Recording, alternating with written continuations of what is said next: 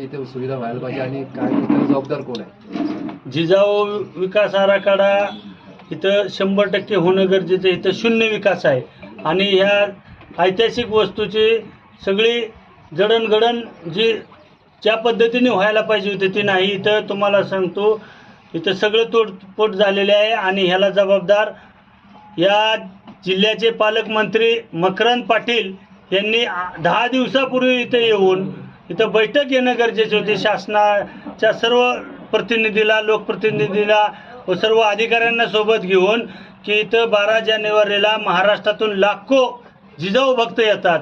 ह्यांची जी सोय करायला पाहिजे होती, यांची सुविधा पाहिजे होत्या, ते कुठेही सुविधा दिसत नाहीत आणि ह्या पालकमंत्र्याचा मी निषेध करतो. आणि हा मराठा असून सुद्धा याला तळमळ नाही.